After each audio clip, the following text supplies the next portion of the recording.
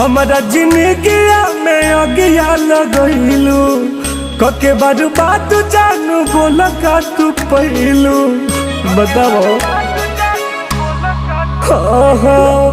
हमारा जिंदगी में अगिया लगैलू कके बर्बाद जानू बोला का तू पहलू हम के उजाड़ के न हो सबू हो। हमारा नियन प्यार पावे खातिर जीवन भर सबू हो। एगो बात लिख लो तू सब कबो नहीं हो सबू हो। जेकरा भीरी जइबू जान हो ओकरा के न सबू हो। एगो बात लिख लो तू सब कबो नहीं हो सबू हो। दिल से शराब देतनी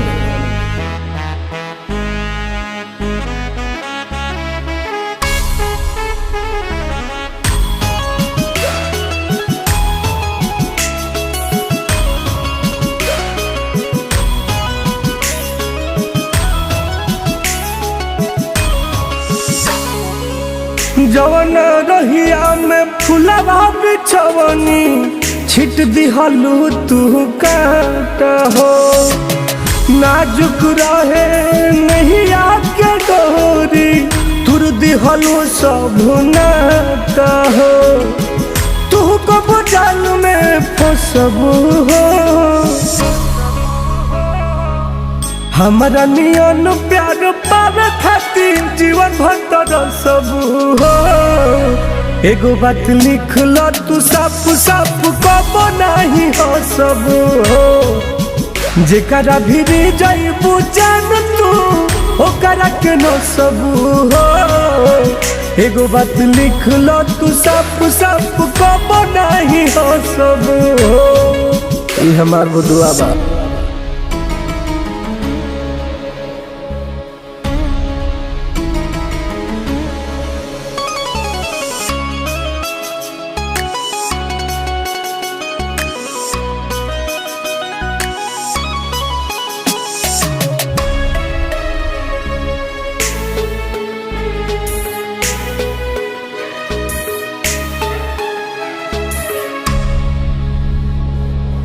पास बोला के गोलू टुनु टुनु के काहे दूर भगा दिहलू।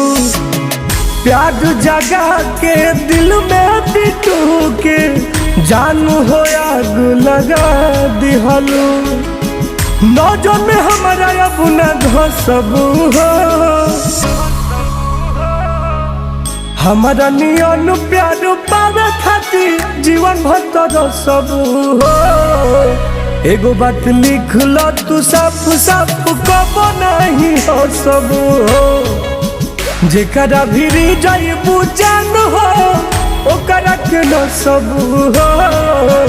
एगो बात लिख लो तू सब कबो नहीं हो सबू हो। जीवन तोरो रोते रोते बीती।